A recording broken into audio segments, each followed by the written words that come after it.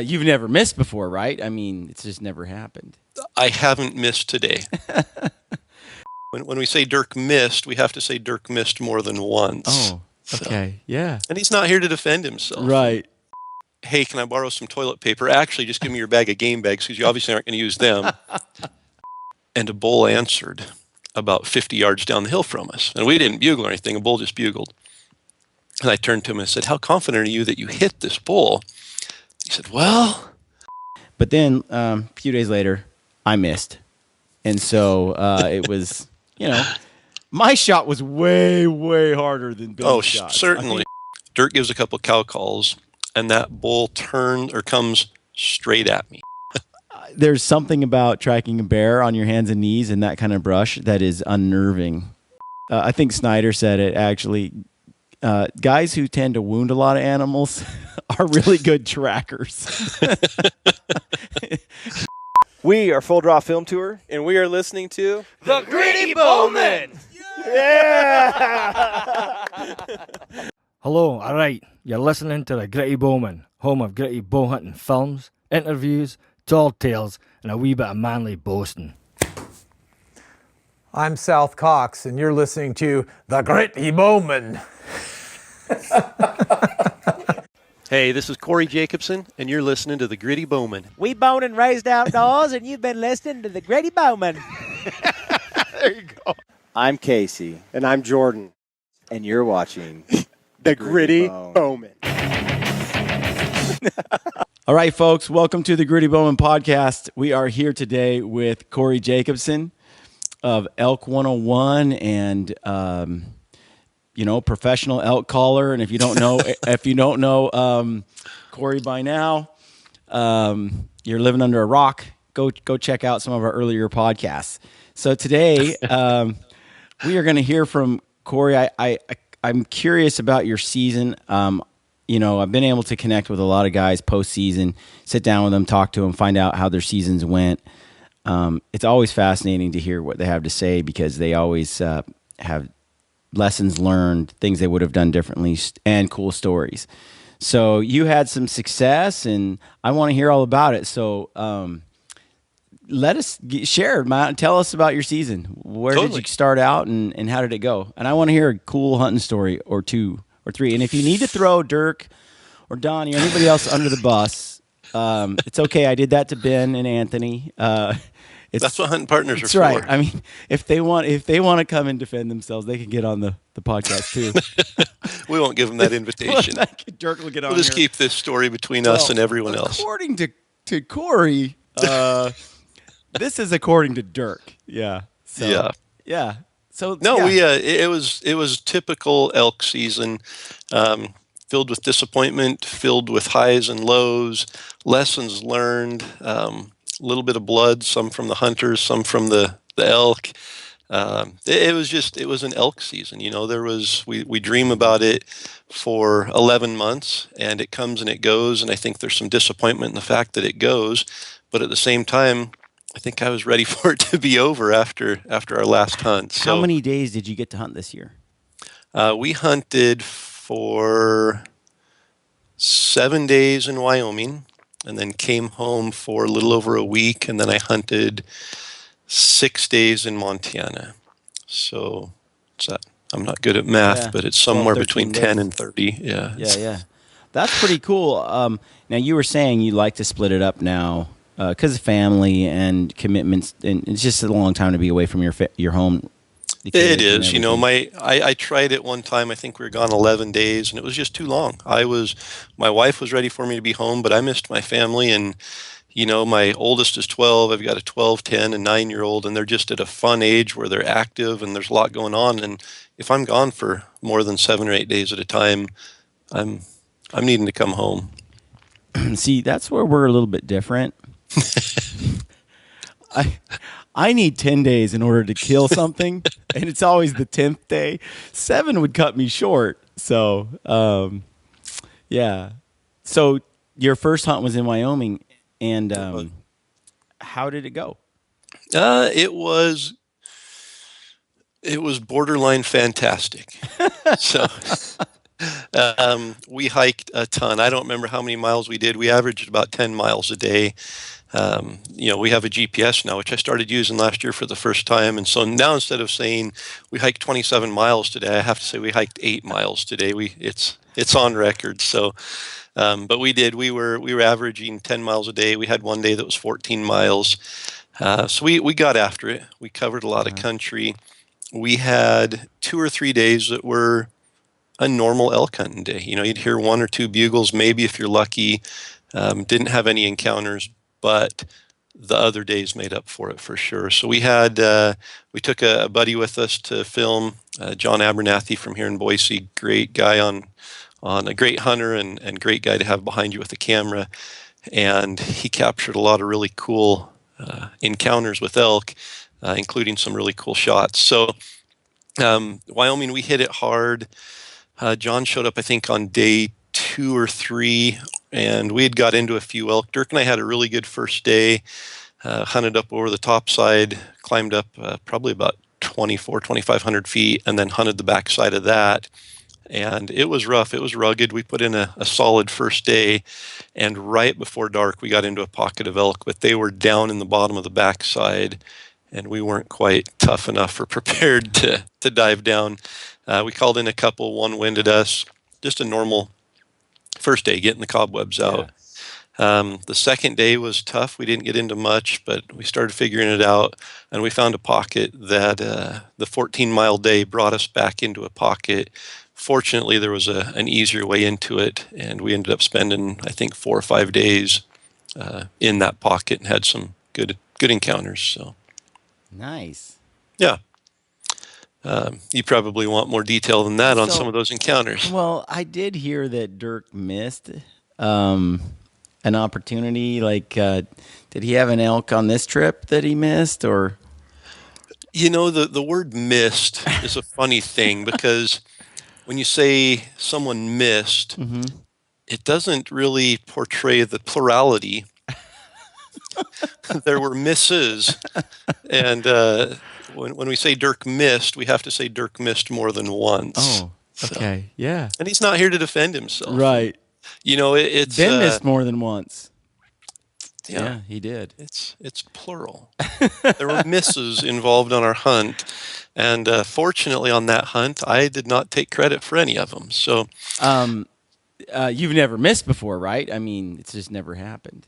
I haven't missed today. So, who was shooting? Who was calling? And how do you guys figure that out?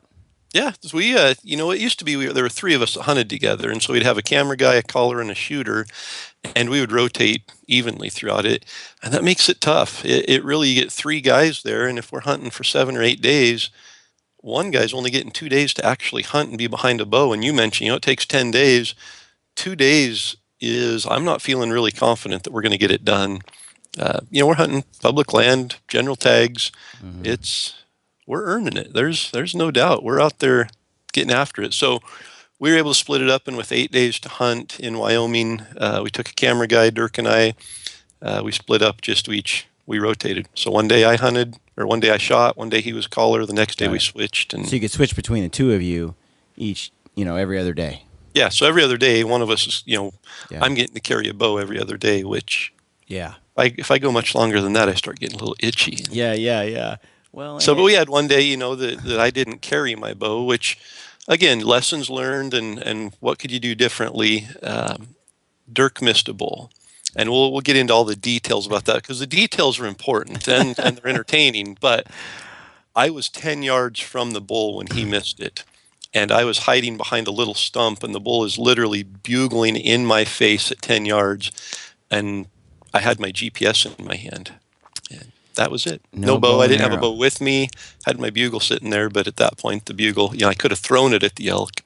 And you weren't filming; you were calling. I was calling, and the bull, we had it coming up the hill below us, and it circled all the way around and came right into me, which left Dirk and John on the camera down there 30 yards away. So how'd that go down? What happened? It was We were at probably mile 7 or mile 8 of our 14-mile day. We had heard the bull bugle from way up on top. We were clear up on top of the mountain, and it bugled down in a hole. So we made a big loop around, didn't hear any of the other elk bugle. And it was probably 1 o'clock in the afternoon, which is prime time. I love that midday. You had heard him bugle up on top? Yeah, from probably 3/4 of a mile away. So we took probably a mile and a half loop to get there. And so at 1 o'clock, he's most likely bedded. He hadn't gone anywhere. He's not going anywhere. So you can get there and get on him. Yeah. We heard him bugle at 11 o'clock probably. I think we've been hiking. I think nearly every opportunity we had this year, every single encounter was about 1, 2, 3, 4 o'clock. During the heat of the day while they were bedded. It just, every time. And sometimes that's, we're 7, 8 miles back in. It's going to be middle of the day before we have an opportunity, just because it takes several hours. So we'd set up, we worked down the ridge, we had good wind, and that was part of our waiting. Was we were on the north side there, and we knew if we went down, the thermals were going to be a little swirly. So we gave it some time, got over on top of him, and there was a draw in between us. And so I stepped back and I bugled, gave a location bugle, and he answered, and we could tell he was coming. He bugled 2 or 3 times on his own, and he was coming fast. It was, there was no doubt he was coming in. We had a really nice open finger ridge there. Dirk set up on that. He and John went down ahead, and I stayed back like 40 yards. And I could hear the bull hit the ridge, and then he kept coming past the ridge. He didn't just turn and come straight up like I thought that he would. That I hoped that he would. He kind of circled around.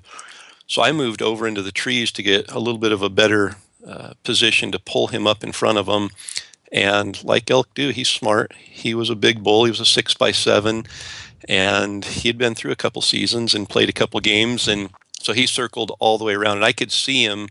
I'm looking down the hill expecting him to come through their shooting lane. And I caught movement to the left. And I'm like, he's not. I've got to pull him in right to me in order for them to get a shot. And so I gave a couple quick cow calls and a little bit of a growl to let him know exactly where I was. And it worked fairly good. He came through at 30 yards from me. I had a perfect 30-yard shot. And again, no bow in my hand. And he came to about 25 yards and stopped in some trees. And I knew they didn't have a shot and I didn't have a good look at him. So I gave just a really muffled cow call to try to, if I gave him right where it was, he could turn and see where I was and he wouldn't come in. And it worked. And he turned and he came 10 yards from me. He was frontal. He stopped at about maybe 12 yards and bugled right in my face and then took a couple steps towards me. And I'm waiting. I don't know what Dirk's seeing. I don't know if he's got a shot or what. And then all of a sudden I heard the arrow come whizzing by me. I mean, there was maybe 6 yards away from me. I was kind of almost in the line of fire there. And went whizzing by, and typically you hear the thump. Yeah. And I didn't hear a thump. I just heard the shot go off and nothing. And I thought, well, I've never been 10 yards from an elk when an arrow passes through it. Maybe that's what it sounds like. Yeah. And so Dirk came up there, and he was pretty confident. He's like, I nailed him. It was 30 yards. I didn't have time to range it, but I knew it was pretty close. And so I went back and ranged it, and it was 29 yards or whatever. So I'm like, your money. And the elk spun around and had run off. Elk spun and went down the hill. So, I'm kind of slapping him on the shoulder. Good job, man. This is cool. And it was a big bull, and we were kind of celebrating the fact that we got this big bull in, and he got a good shot. And so I said, let's just slip ahead and just look for blood. Just make sure we've got a blood trail here. And so we walked ahead, maybe 12, 15 yards from where he'd shot. And a bull answered about 50 yards down the hill from us. And we didn't bugle or anything. A bull just bugled. And I turned to him and said, how confident are you that you hit this bull?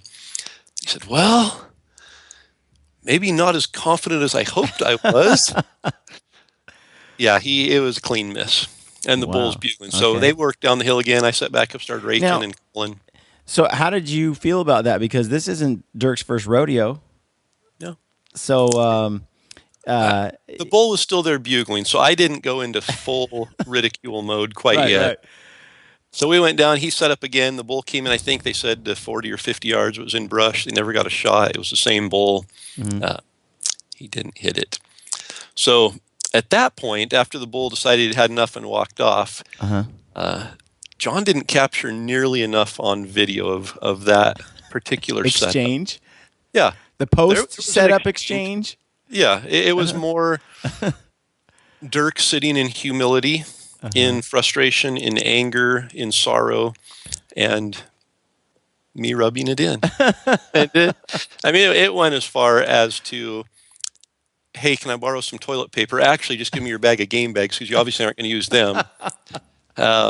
Yeah, Can we blame this on an equipment malfunction? I'd better let Dirk give the excuse. I mean, there were a handful of excuses, Right, yes. right. But at the end of the day, it was a clean miss at 30 yards. And Okay. whether it was a limb, whether it was, magnetic pull from a satellite flying, I don't know. Dirk's went through all of them. He's got the list, and It just didn't happen. it didn't happen. Okay. So, And you know the feeling. This is day 4, I believe, day 4 of an 8-day hunt. He's only got 1 or 2 days behind the bow left. He just missed an opportunity at what would have been the biggest bull of his lifetime. So this season, Ben and Anthony and I, for the last 5 years, I've been hunting. Ben has not been drawing a tag and hunting with hit for himself. He's been coming all the way from the East Coast here, which is a financial swing for him. That was pretty big. And then he comes here and he hunts and he helps us hunt. And Anthony drew some great tags and I drew a couple cool tags. So Ben he only's got 7 days. So we're like, hey, let's all just help this guy. Let's help this guy kill an elk. So that's what we did. And Ben was out there. And so we decided this year, Ben's going to come and it's going to be all about Ben. And we're going to help Ben get an elk. And then after Ben gets an elk, someone else can be up, in line. So Anthony shot his bull on his solo hunt earlier that season. So as soon as Ben gets it done, it's my turn. So you can imagine I'm anxious for Ben to shoot a bull so I can, get flinging arrows myself. And you're encouraging him to shoot at spikes or anything. Well, I mean, we did have this discussion, let's not be picky here, Ben. Let's get this adventure on the road again and get you a bull. And if it's on film, let's not be picky about the size. Sure enough, Ben misses like Dirk. And I'm going through some emotions. The first time I was a little frustrated with the whole setup and how it went down. And the second time I was just crestfallen, just crushed, because, and it's interesting. The second time we did. We're talking about misses here, not setups. The second miss, right? Yes. The second miss, the first one he missed as well, but the setup wasn't great. It could have been, if he wasn't Maverick and hadn't just, gone rogue on us. But the second setup, though, was certainly a really good scenario, and he missed. And so that didn't go well, I mean, I was frustrated, but it's interesting because you get upset. I was a little upset with him for missing. And but at the same time, I'm like, man, if I was in those shoes, I wouldn't want my hunting partner to just rail on me. Give up on me. Yeah, totally. So you're trying to balance it, but we also we've been hunting together our whole lives, and Ben and I have been hanging out since we were old enough to, walk. And so we don't really take it easy on each other that much either, Sure. If we're mad at the other guy or we think he's not getting it done, we just tell him, as honestly as possible. It doesn't come from a place of meanness, but it does. It comes from love, Corey. Totally. So anyway, Totally. He misses though. What we used your technique on that second one where we cow called a lot, trying to get the bull to fire up, and sure enough, as soon as he bugles at this cow call, and as soon as he bugled, I just cut him off with an angry bugle, and he just lit right back up, and then he came running in carelessly on a string, just walking across, just right in. And it's interesting because we haven't used that technique really. We kind of just go straight to challenging when we're that aggressive, or we try to coax them with cow calls. Well, it's interesting because in both of those scenarios, whether we coax them with cow calls or we try to piss them off with bugles, generally they come in a little cautious. Yep. You know, they're looking around and they're kind of slow. This bull, I don't know what it is that you've tapped into, but it sure worked to cow call, not give away there was a bull there, and have him call to the cow and then cut him off. It just enraged him in a little different way. I don't know why. I mean, you speculated in the earlier podcast why that might be, but I don't know why. I just know that it worked, and he came running in. The wind was being hard on us, but Ben had a 40-yard shot. Just didn't make it. So the frustration with that, though, is pretty high. But then a few days later, I missed. And so it was, my shot was way, way harder than Ben's shot. Certainly. I mean, it was completely, they're apples and oranges here, these situations. There's one thing to miss a gimme. It's another thing entirely to miss a challenge. And, that's... Ben will say his were challenges, but I'll tell you now, they probably not really. So anyway, so he misses twice. And so where do you Dirk missed once at this point. Okay. And I knew he was hurting. I knew it because I was really giving him a hard time. And it was relentless. For probably 30 minutes there, I was, it was in a funny way, but I was trying to keep the mood a little bit light. Yeah. And Dirk wasn't saying a thing. And I knew that he was hurting. I knew he was frustrated. I knew that was the once-in-a-lifetime bull, and he had blown it on it. Well, the thing is you hike that far and you work that hard and you spend that many days, and now the clock is ticking, and you've invested the whole year in preparation here and there, and you've worked on your bow and your setup and your calling and all that, and just to have at that moment it not pan out, it's pretty devastating. It is. And so part of my desire to give him a hard time was to lift him up. It sounds counterintuitive, and it probably was, but in my mind, I thought, I've got to ridicule him pretty hard right now.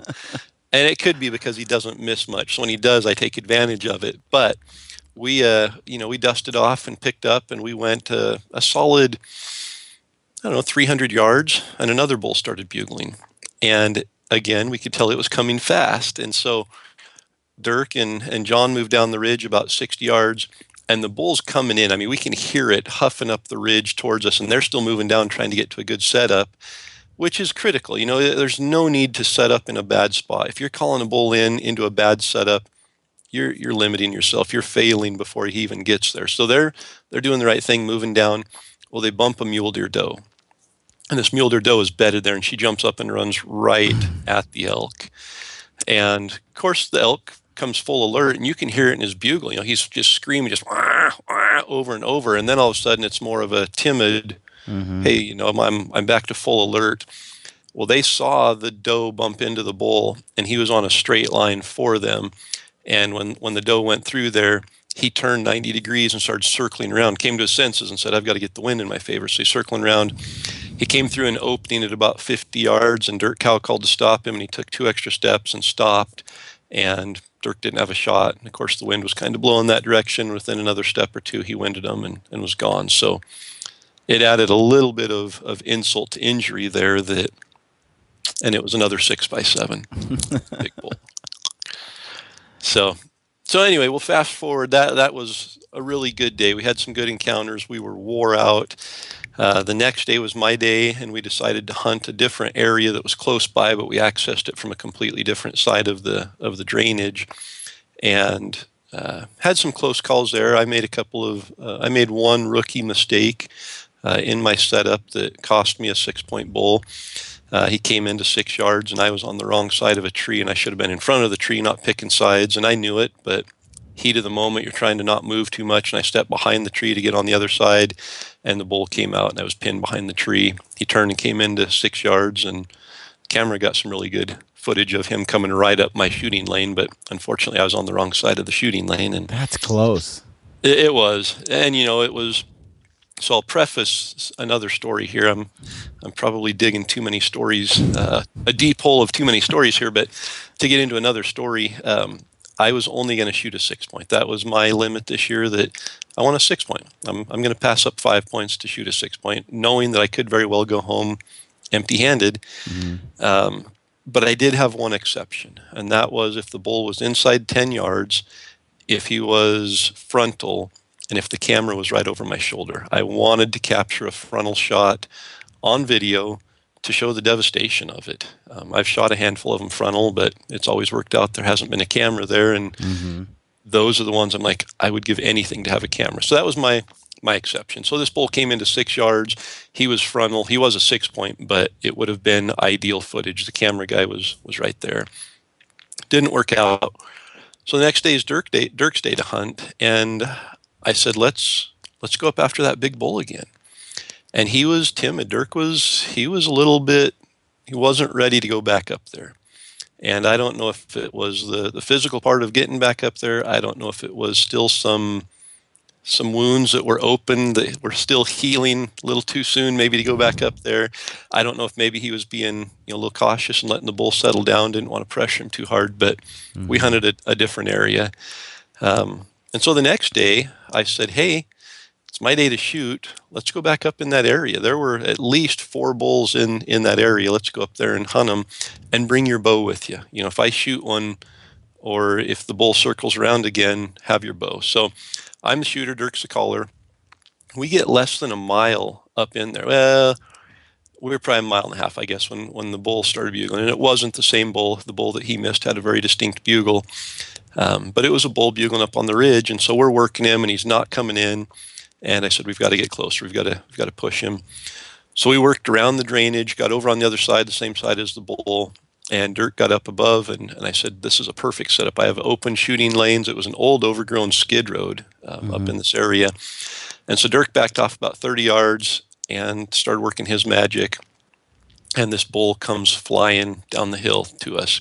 And John behind me sees the bull moving before I do. And he's like, there he is. And so I kind of step ahead. We're out in the open. We're in the wide open on this skid road. And for probably 80 yards, you can see straight out there. And the bull comes at the far end of the open and turns and runs to us. And he gets to about 35 yards, and he goes down through a little creek bed, a little washout there. And when he does, I come to full draw. And I look, and I realize that he's not a 6-point, but he's a big 5-point. He's a mature 5-point. And he's going to go right through my opening at 30 yards. So I'm at full draw. I'm getting ready to cow call. Well, he steps on a stick the same time Dirk picks up a stick to rake a tree. And it kind of startles him. He kind of jumps a little bit and steps away from the stick that he stepped on. And as he did that, he turns straight on to me. And he's at 35 yards. Dirk gives a couple cow calls, and that bull comes straight at me. And at about 20 yards from me, he starts trotting straight at me. And he gets to about 8 yards, and I'm thinking, I've got to stop him. He's moving too fast. So I cow call, and he kind of comes to a stop. And again, I'm in the wide open. You've probably seen the picture. We got a really good screen capture of me at full draw with the bull 7 yards away, looking right at me. No, I didn't see that. Maybe you've got to give me that so I can put it on the podcast right here. We have video too, but we're gonna tease with the video for a little bit because I shot the bull frontal. I shot the bull at 7 yards frontal. Ethically, how can you do that?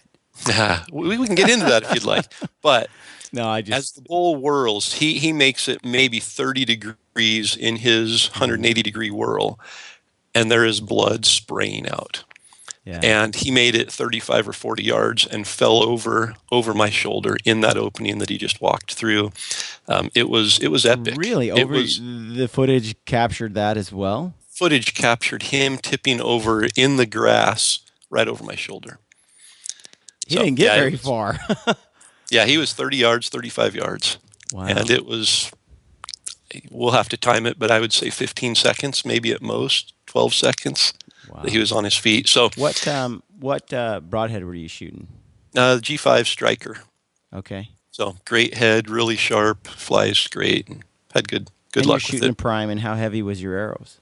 My arrows are 422 grains, shooting 100 grain head with some weight on the front to get my FOC up there. So it was a good setup. The arrow buried all the way in and actually buried in the hip socket on the opposite side hip. So Well, it's full penetration. I mean, the reality is, though, there's nothing blocking that arrow. Nothing. If you hit him in the right spot, that's I mean, it's devastating.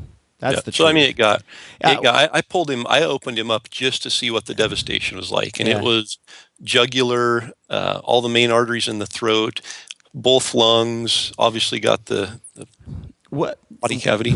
Well, how big would you say the target area is on a frontal shot on an elk, just on a tangent? Oh, about the size of a tennis ball. Okay. I'm totally kidding. Yeah. I was going to say, really, that's your opinion? I thought it was a lot. About how big? I mean, I would say the same size as that of a deer broadside. So we're doing a really cool project right now through Elk 101, and we're going to answer that question in the future, in the near future. But if you look at an elk frontal and you look at where the leg bones come up into the front, they come up to the front there and then they flare back into the shoulder blades. The distance between those bones there, I would say we've got a solid 12 inches. Yeah, that's what I was thinking too. 10 to 12, and I'm being on the conservative side. And then if you look at where the sternum, the ribs come together at that lump on the front there. From there up, and if you're looking at that frontal anatomy of an elk, if you turn him sideways there, 1/3 to 2/3 of the body and where the lungs are there, spin that around to the front, that's your target area. You've got another 12 to 14 inches there. So conservatively and realistically, you've got 144 square inches. Which to me is about the size of the kill Deer's zone vital. on a deer's vitals. Yeah. And here we are, we take shots on deer all the time, broadside, with the same size target we're talking about as a frontal shot on a bull elk. Yeah, and the same. And we people don't have any sometimes ethical problems with a broadside shot on a deer, but Yeah. the same size target is on a bull elk, and you shoot that at 50, or I mean, you shoot that at a bull, and you've got a lot of people upset. Yeah. I think it's kind of interesting if you really think about it, though, because, like I said, yes, the broadside target area on a bull elk is pretty darn big, which makes the salt in the wound for Dirk even larger. Yeah. We're not just talking the vital either. He missed the entire animal, not just the vital, the large vital. Which, Dirk, I admitted I missed the entire animal as well on my elk as well, and that's And I'm the sure most, Dirk will be quick to point out that I've missed my share also in the past. yes. So, but still, the kill zone on a bull elk is giant. We're a little spoiled, in fact, in terms of that. But yet the frontal shot kill zone is well within the marksmanship ability or the shooting ability of a proficient archer. And so I think it's cool that it's on film and that you're tackling that subject. yeah. And I am not trying to say you're Everyone stupid should for do not it. taking the frontal shot. Right. By no means. I mean, there are people that I don't think should be shooting broadside past 20 yards. Right. But in their mind, they're comfortable shooting 40 yards, but then they want to point out that somebody shouldn't be shooting frontal at 10 yards. So there's gonna be that debate. But at the end of the day, if I have a 10-inch circle to hit, I'm pretty darn confident at 7 yards. And I'm not going to pass that up. That's the difference between success and failure in my mind. Yeah, I agree. Aaron and I just did a podcast. Aaron Snyder and I just did a podcast on ethical shot distance, and inevitably the topic of ethical shots kind of gets wound into that, right? What's ethical, what's not, and it was an interesting discussion, and at the end of the day, I kind of wondered after the podcast is over, and I haven't published it yet. It'll go out about the same time this one goes out. But afterward, I wondered, where did it come from that it's not ethical to take that frontal shot, especially at close range? Yeah. And I remember just hearing, 10 years ago, everywhere. You just don't take that shot. It's just wrong to take that shot. And I remember reading Dan Evans, I think on the Bow Sight forum, and he got on there and he said, look, I mean, I think the last 9 out of 10 bulls I killed was with a front shot. He's like, so you guys can keep not using the front shot, but I've got a wall full of, I got a house full of big bulls, and they were all taken that way. So take it for what it's worth. Yeah. And I found that very. So I started looking into it, and guys started talking about it, and when you actually look down, when you actually apply logic to it, you're like, hey, that front shot's pretty dang smart to take. Yep. That's a and that's the quartering away shot is probably my least favorite shot, and it's one that's it's accepted as ethical and it's a guaranteed shot. The problem with a quartering away shot is you're limiting on a horizontal plane. You're limiting the size of that kill zone. You've now got, instead of the 14 inches you have or horizontally there when he's broadside, when he turns vertical, you're down to 8-inch window there. So right. The other problem with that is you have to shoot back a little bit. You have to shoot behind the ribs if it's a tight enough angle. You're going through the guts. You're hitting the offside shoulder typically, which means you have 0 blood trail. And when you shoot an elk through the guts, you need to trail the hole. They're not going to just lay down right there and die. So a quartering away shot, in my mind, is not a great high percentage shot, especially to recover that animal. I think that shooting deer quartering away is quite different than shooting elk, because you can still get that pass through, can blow right through a deer. And so I think elk are just tough animals. Yeah, I think we get used to, we see that money shot on a deer so often work that we apply the same principles to an elk. And I agree with you. I don't like that quartering away shot. Yeah, Ben drilled his elk with a quartering away shot. Yep. And it didn't I won't go far pass at it all. up, but I'm going to be aware that, hey, I need to make sure that I know where this arrow's going in, where it's coming out, where it's hitting, what damage it's doing, because I may not have a real solid blood trail. And that's, I think one of the things I've learned over the years, probably that has definitely added to the increase in success, is tracking. And that's sometimes without blood. Following tracks on ground. We had one a few years ago that we followed for 1.5 miles without a single drop of blood. And we walked up onto it dead, and I think a lot of people would have given up far before that. And that was just the difference between, my hunting partner notching a tag and not. Yeah. No, I totally agree. That's how it happened on Prince of Wales. My buddy shot a bear. We tracked it a full day and then went back and finished tracking it the next morning. And I was on my hands and knees crawling through brush. That I had to chop my way through with pruning shears the whole way. And there was really no blood except for every 10 yards. So a lot of it was going on faith. Like, I think that broken twig he did, and I think that broken branch and that soft footprint is his. And mind you, you're going through brush like that following a bear that may be wounded. Right. And so I'm really uptight the whole time, and it shows. We videotaped this whole thing, and there's something about tracking a bear on your hands and knees in that kind of brush that is unnerving. Totally. But like you said, being able to track, I think, is an underappreciated skill. And what did I hear the other day? And it's probably true, some truth to it, that I think Snyder said it, actually. Guys who tend to wound a lot of animals are really good trackers. Guys who kill them right where they're standing, they don't really develop the skill. Exactly. Now, I'm not sure that's true. I think for me, it's hunting the Northwest. You can shoot an animal and it can die within 80 yards, 50 yards, which is not that far, right? I mean, but when you're dealing with blackberries, 8 feet tall, and thick ferns and brush, and you're dealing with reprod Christmas tree type farms, that you just have to learn how to track. Totally. You just have to learn to follow blood in a way that, like when Anthony shot his bull this year, we were on the surface of the moon. You can see. It's like, there he is, 500 yards away. Let's run over there and get him. Like, it was a matter of, it was more like running down a kudu in Africa. That's what it felt like. So, I mean, you develop different skills, I think, based on the terrain you hunt as well. But I do think that tracking wounded game is oftentimes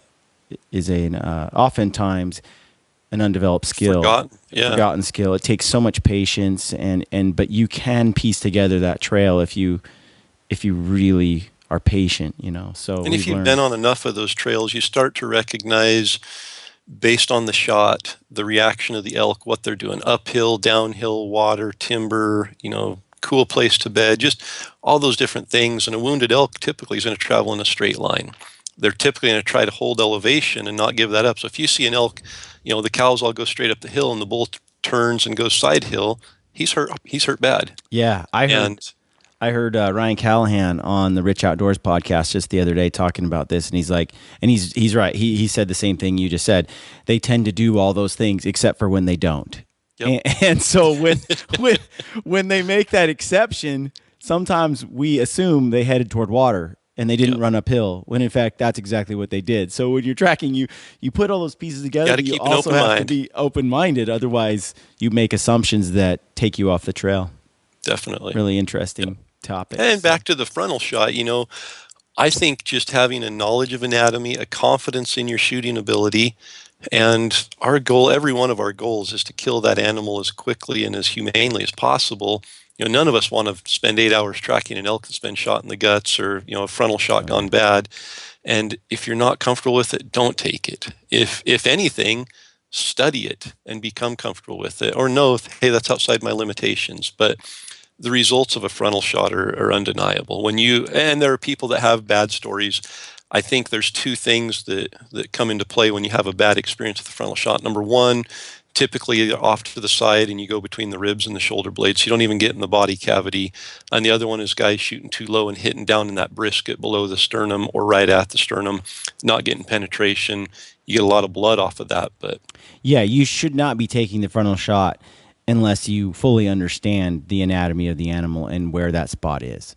Yep, it's in the throat. I mean, when you're shooting frontal, you're shooting into the dark mane in the throat, and that's it's thick mane.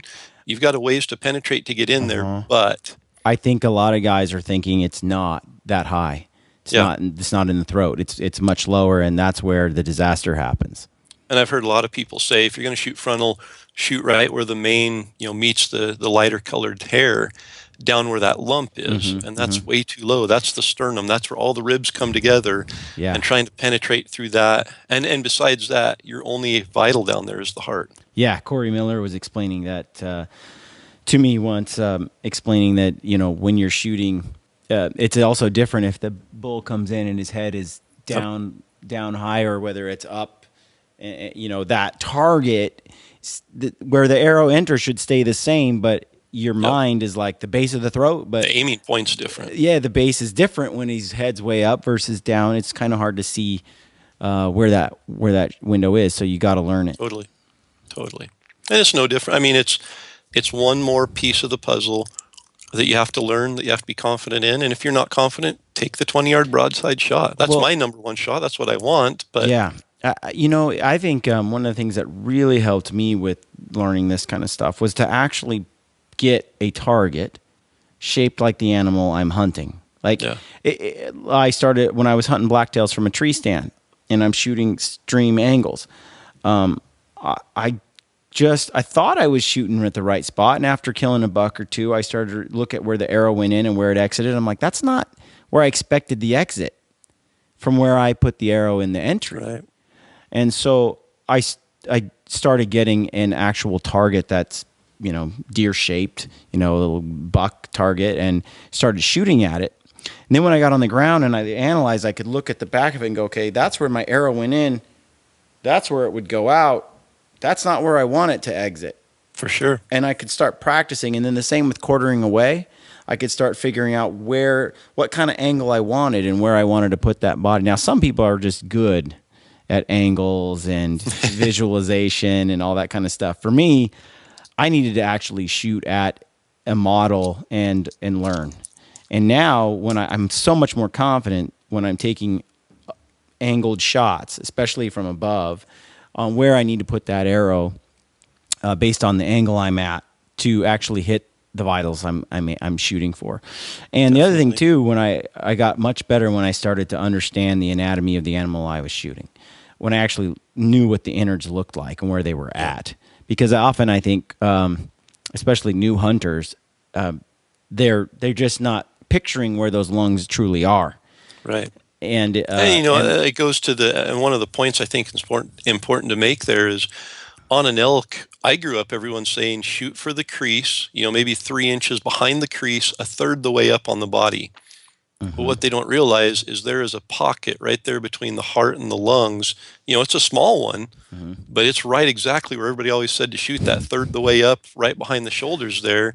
And I can't tell you how many people, I guess you're 3 or 4 inches back behind the crease where that little pocket is. But if you hit right there, you're going to say that's exactly, I can draw a point on there where I would want to hit, and I hit there, and I didn't find the elk. It took quite a while to find it. There wasn't much blood, and there's just little things like that you want to avoid that area.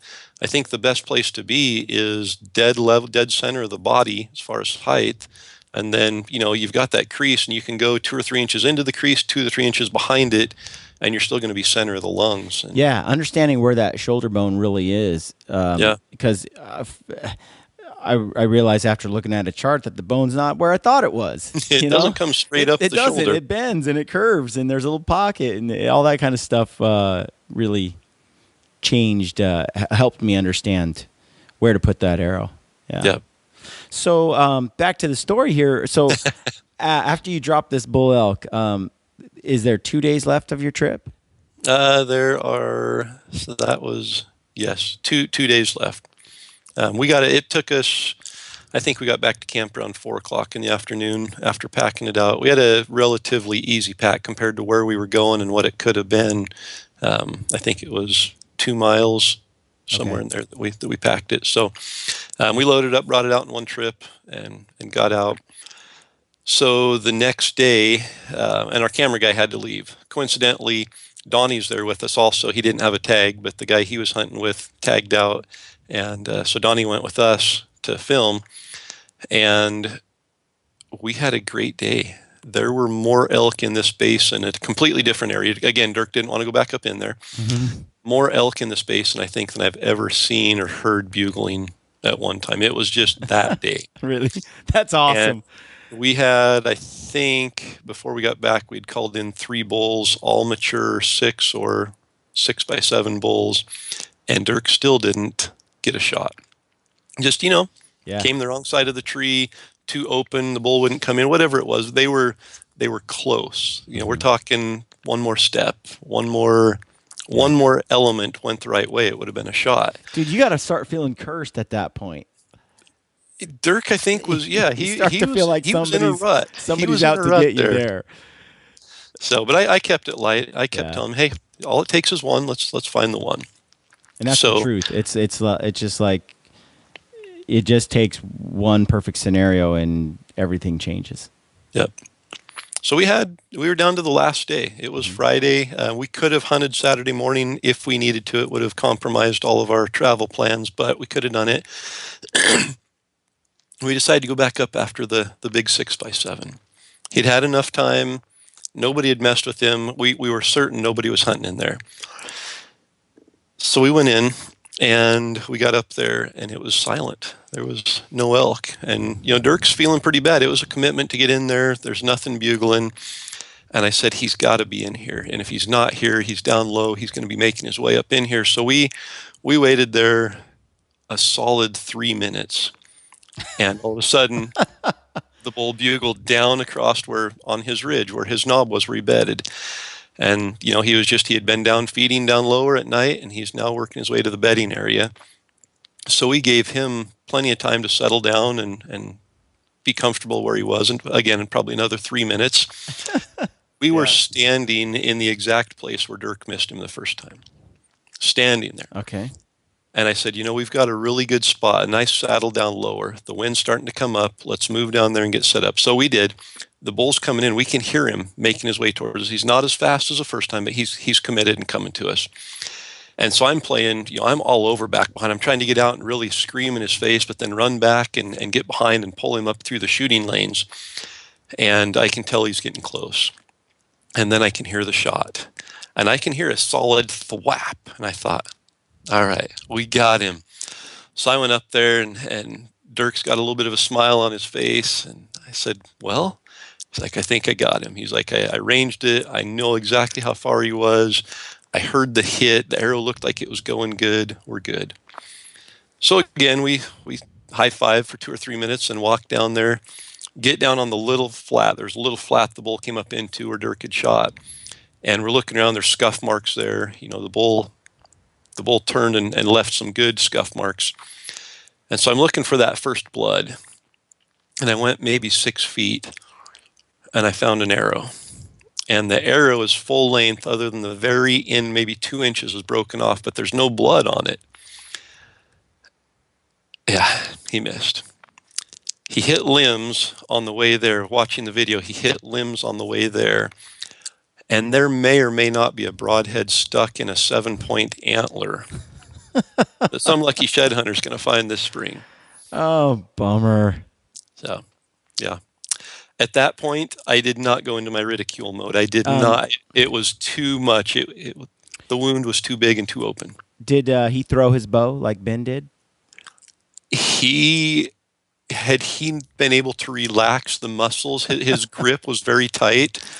Okay. And I think if he would have relaxed enough to let go of his bow, the tears would have been able to come. And so between holding back the tears and being so frustrated that he couldn't release that grip, he wanted to throw it. I thought he was going to throw it. Yeah. It was silent for probably 15 minutes. I didn't dare say anything. And it's funny, the difference between 4 days earlier when he missed the same bull, I didn't feel I needed to be quiet. I finally said, hey, there's another bull that's going to be bugling in the next drainage. I'm sure of it. Let's go. And his first words was, I'm done. I'm going home. And it took us 30 minutes to convince him, hey, it's not over yet. We can do this. We can get on another one. And we did get on another one, and it didn't work out either. We had some great footage of a 5-point walking right by Dirk at 18 yards, broadside. Really good footage. So no arrow or an arrow? Didn't shoot. Mm.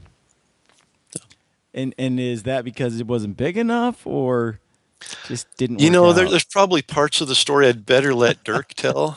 I've already thrown him under the bus twice. It's ran over him and backed up over him. If I throw him under it again, we'll get Dirk on and let Dirk tell his side of the stories. Yeah, yeah. Well, that's it's too bad, especially after talking him into doing it again. Yeah. You want the story to end with Dirk whacking a monster right there in the last 30 minutes or the last day of the hunt. But because then it makes me look good. It makes me look like, hey, I built him back up. I built my part. He was in the lowest of lows. I encouraged him, and here we go, and look at the outcome. And I think it may have added more pain to the story by making him go over that next ridge. So that was Wyoming. Yep. Now, I had some questions, going into Wyoming.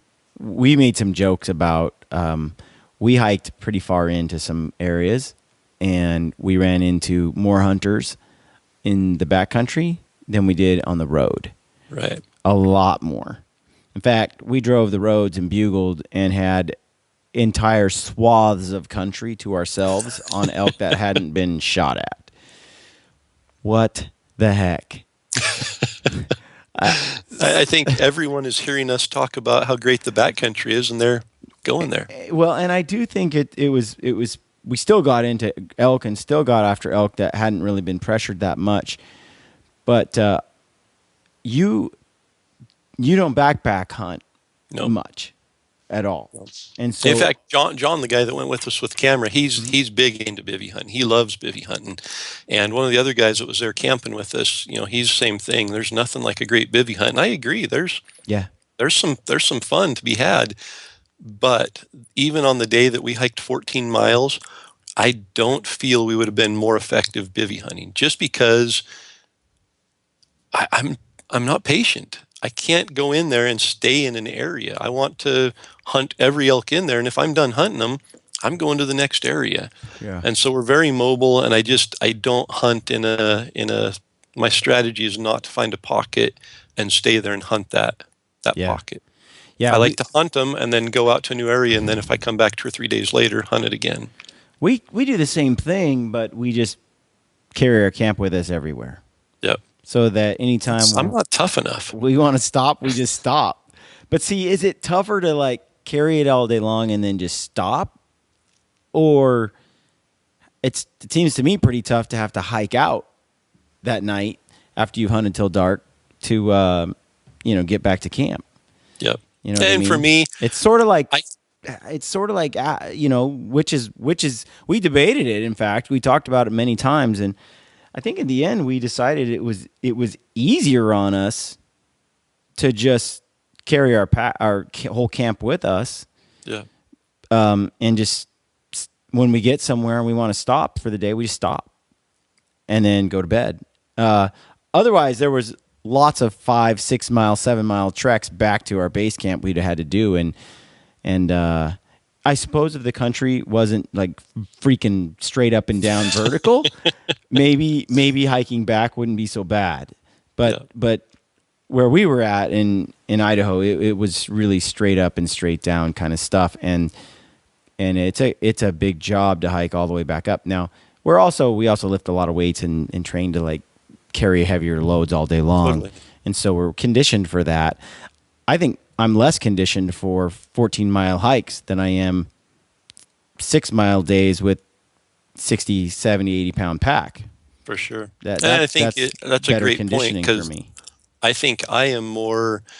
I can go all day if I don't have a heavy load. If I get a heavy load, I grind down, and after 4 or 5 days, I'm wore out. So, yeah, that's a great point. I think my conditioning and my style of hunting is more cover 12 miles a day and do it light, fast and light. Yeah. And there's a point. I'll be honest. I mean, that would really, really break me down. Whereas carrying 60, 70-pound pack, 65 pounds, I think is what I had roughly all day, every day. It didn't bother me at all. For 5 miles, 6 miles. What were you possibly carrying that added up to 65 pounds? Like 20 pounds of camera gear on top of, We forget about that sometimes. Yeah, don't seriously, we? like my camera gear, and I just am glutton for punishment. I don't want to pack a little camcorder or a GoPro. I want like the DSLR with the giant lens and the amazing crisp, I don't know, audio stuff. Yeah, and all the batteries totally. And then, but then you still have the GoPro and the little camera and all that. Yeah, too. I don't want to leave that behind either. So Totally. I've got the whole package. So I often wonder how effective we would be if we were carrying around 45-pound packs or 40-pound packs for a 5-day hike, because we don't have any camera gear and audio equipment. But at the end of the season, though, it's a treasure to have all that video. Totally. And honestly, did your 65-pound pack cause you to miss your bull? No. No. No. So it wasn't the efficiency and the effectiveness of the hunting season can't be blamed on the heavy pack. No, it's, in fact, you could argue maybe that you were so wore out and fatigued from carrying that heavy pack for 6 days that I could, but it wasn't there. Really, I think what it was, and this is me with my excuse right here. Get ready, prepare, drum roll, please. What I felt was, so normally you're walking around, you're carrying your bow, and you're shooting it at some stumps, and you're shooting the judo tip or whatever around, and you're kind of keeping fresh, or you throw some arrows at a target at camp, and you kind of keep. Or in Dirk's case, you miss an elk every other day. Right, So you're shooting your bow to go. Okay, yeah, I'm on. And you're just kind of always ready, right? And I had been filming all week, Ben, and so focused on Ben, getting a bull. We're sitting there, and this opportunity comes up while Ben is somewhere else. I just snatch my bow and go. And I hadn't used my rangefinder. I hadn't shot my bow. And when I'm on this bull and I'm ranging it, the bottom of the LCD screen won't light up. So I only have the top half of the number. And so I can't tell if it's 50 yards or 60 yards because I can only see the top. And so I'm like, is it 50 or is it 60? And I run back and I run forward and it says 55. Or maybe it's 65. I can't tell.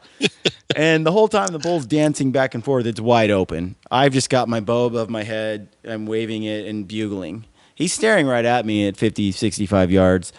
And he lets me close like 100-yard distance. He cut it in half to about, I still don't know to this day whether it was 55 or 65. Yeah, I couldn't tell. So I picked one, and I shot right over his back. At that range, I still probably should have hit something, even if I was off by 10 yards. But which isn't good. But I was, I was breathing really heavy too because I've never had to bugle so much in my life with just the reed in my mouth. And I'd bugle and I'd bugle and I'd bugle and I'd bugle the whole time I'm at full draw and I'm walking toward him and I've got the rangefinder and I bugle and he kept dancing and he'd walk 2 or 3 feet and turn around and bugle at me and then walk a few feet. And I was just trying to get closer. We did this whole Mexican dance standoff thing for about, a minute. And during that time, I'm breathing really heavy and I was trying to hold my breath and settle and then gasp for air and then bugle because he's starting to leave. So I got to bugle. And so I just could never get him to, I could never settle in really well. And I was by then guessing on that. It was just a combination of, circumstances, everything that made it tough. And I missed. And I think though, had I been using my bow throughout the week and shooting and all of that, using my rangefinder to check things, there's things I could have known beforehand, just felt more smooth in the moment. But for sure, that's my excuse. But it works, and it may or may not be the same excuse you used right then, or the one that you're going to use in a month. Totally. It makes sense right now and sounds good. Yeah, Ben has some really good ones. And you just, at the end of the day, like Anthony being the man of compassion and gentle comments, he basically was like, well, Ben, I understand that there was some brush in the way, and I understand that the bull came in, the way he did, and I understand he started to turn a little bit, and then you missed and stuff. He's like, and it was a tough shot. He's like, but all I'm saying is that other guys that are better than you would have made that happen. It's like, that's what you need from your hunting partner right there. That's what hunting partners are for. Yep. Keep you humble. Like, I'm not sure how they would have made it work, but they'd have made that shot work. They'd have done it, Well, we've kind of thrown Dirk under the bus quite a bit, and he probably deserves most of that. But in his defense, and to shine a positive light on his hunting season, he did come back to Idaho, and I think the bull that he shot here is the biggest bull he's ever killed. So, wow. If not, it's up there. He shot a really, really dandy bull here. That's pretty awesome. It is. Well, I'd like to hear more later. We're running up on our hour mark here. I want to hear more about your Montana experience. I also, but before we go today, because you're gonna jump on the call again with me over the next couple weeks, and I'd like to follow up on we have a couple topics I want to hit with you. But I just wanted to catch up today on your season and just hear a little bit about how it went. Definitely. Before we go, I wanted to ask you a question. You're hunting Wyoming, Montana. Dirk's there in Idaho. I get a lot of questions every week. PMs and emails come in every week on hunting out west. And there's a lot of flatlanders and eastern states guys that are out that want to make this trip to come out and elk hunt. And they're not sure where to start or how to do it. Public land, is almost a foreign concept when you think about it, where Totally. You've got leases over there and you've got so much private land. And here it's like, the reality is you can just go buy a tag and go. Yeah. In any state. And you might wander around and not see that many elk, but there are opportunities Absolutely. all over. Do you got any resources, anything on Elk 101 or anything out there, any project coming down the line to help a guy just get some ideas on how to apply and what states to shoot for, or if you're coming out west? Spoiler alert here. We do have some stuff coming down the pipe that's going to basically take someone from zero to hero, literally no knowledge, no idea where to start, to hopefully having the confidence to be able to say, yeah, I can go and make this happen. So we do have that coming. It's still a few months out, but Elk 101 is a great resource just to get on. The forum there is great. If you have questions, there's no dumb questions when it comes to elk hunting. There's sometimes dumb things that we do, and we can classify them in the dumb category. But when it comes to questions and learning, we've all been there. We had to start, somewhere. And for someone who doesn't have access out their backyard to be able to go elk hunting, it's intimidating. I mean, just the thought of going out and hunting elk is intimidating, but you throw in there where to start. It's complete foreign country, foreign terrain. It's intimidating. So yeah, Elk 101 is designed to be a resource to help people regardless of their experience level. If it's starting from scratch, if it's wanting to add one more trick to the strategy there, that's what it's for. So definitely a resource there. A lot of guys sharing knowledge. I think there was an article by Randy Newberg recently on public land. And rifle hunting. It's basically post-rut rifle hunting strategies. And maybe to give a little teaser for our next episode, I literally read that. I'm not a rifle hunter. I'm not. I've only killed one bull with a rifle in my entire life. But I was taking my 12-year-old son out last week. Mm-hmm. I read Randy's article many times, and I applied those principles, and my son shot a really big 6-point our first day rifle hunting. 10.3 miles we hiked that day. So we got back in, did exactly what Randy said to do in that article. So, myself, I've been hunting elk for, 30 plus years, and Randy Newberg writes an article on an area that I'm not necessarily an expert on by any means. And I read an article on Elk 101, learned from it, applied it, and was successful with it. So, okay. Good stuff, because I spent some time out there, and there's so many topics and so many guys sharing information liberally about their experiences. And I just get that question a lot, and I think a lot of those folks aren't leveraging Elk 101. So sure. There's my little plug. I think they really appreciate need to. I think that it's an incredible resource, and there's so much information out there. And I do look forward to what you're coming out with down the line on helping guys. In fact, I get a lot of requests to do a podcast on that subject, so could be something we cover later. But it's kind of a very big subject. Absolutely. Where do I start? What states can I get tags in? From there, how do I narrow down? And the reality units? is, like I said, you could just make a trip out here, DIY, do it yourself, buy a tag over the counter, hit the hills and just hunt.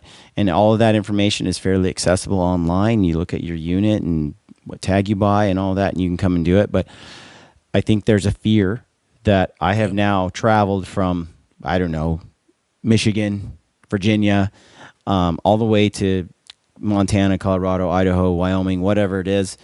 And I've just invested all this money. I've spent a couple $1,000 to get here. I've spent another $1,000 on, gear, equipment, and time and logistics and time off from work. Yeah. And before you know it, it's like, well, I want to make that trip and I want to do it DIY, but I want to make sure I set myself up for the highest level of success.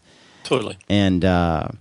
And so I think you and I would we just jump on a plane and fly to Africa and say, I want to hunt, Cecil the lion in Africa? Are we going to jump on a plane, just go there and wander around in the bush and expect to be successful? Well, I've been known to do things like that, but maybe not to that degree. But I've been known. That's kind of my take. Is like, well, I'm just going to go and do it. I have no idea what I'm doing. I'll figure it out when I get there. And sometimes I waste a lot of money that first year that could have been avoided. Like Prince of Wales, just go, buy the ticket, the plane ticket, or I just go. I'll figure it out. And I think we have maybe an advantage that we overlook a lot, having grown up in the Northwest, having grown up in the West. Prince of Wales, it's just an extension of what we're used to. Of Yes, Wyoming, it's a completely Montana, foreign area. yeah. Yeah, hunting out of state for us isn't a drastic change of scenery or of expectation. Or the concept of public land and or over-the-counter tags or any of that stuff is just part, Right. or even drawing a tag. You Yep. know, Prince of Wales, you have to apply, and you have to apply, you know, a year and a half in advance. Well, applying for tags is just Something we I do. It's part of our Yeah. strategy of hunting. Yeah. Yeah, it's a good point. I hadn't really thought about it there. It's not that foreign of an idea for me to just go. Jump on a plane and go up to Alaska or Hey, wherever there's it some is. extra tags in Idaho. They've got like 300. I'm going to go buy one and just go. Yep. I think often, though, that's what it takes to really just have an adventure. Just get out and do it. So a lot of times, there's a ton to be learned from resources that are out there, and they will shorten the learning curve, but you will never be able to say, I'm an experienced elk hunter without elk hunting experience. Yeah, just doing it. Well, Corey, thank you so much for coming on the podcast today. And absolutely, let's chat again next week if you've got the time and cover some more of those topics that we talked about. And stay gritty. Totally. Sounds great. Appreciate you having me. All right, friends. Thanks for listening and supporting the podcast. Don't forget about our deal with Mountain Ops. Type in the word gritty at checkout and get 20% off until the end of the year. For those of you who have not seen the Full Draw Film Tour this year and want to go, check out their website for their tour schedule. And if you haven't done so, go and subscribe to our YouTube channel or to the Gritty Bowman TV podcast on iTunes or Podbean so you can see all the latest video content we have produced. And be sure to have a look at the new Elk 101 website where you can find our podcast and other great elk hunting content. Thank you for taking the time to leave us your feedback. We really appreciate your sincere support of our show. Finally, let me leave you with this quote by President Theodore Roosevelt, who in 1905 said, "In a civilized and cultivated country, wild animals only continue to exist at all when preserved by sportsmen. The excellent people who protest against all hunting and consider sportsmen as enemies of wildlife are ignorant of the fact that in reality, the genuine sportsman is by all odds the most important factor in keeping the larger and more valuable wild creatures from total extermination." Friends, always take the time to educate those around you about your role as a hunter in preserving the wild creatures of this world. If you don't, who will? As always, good luck on your hunts and stay gritty.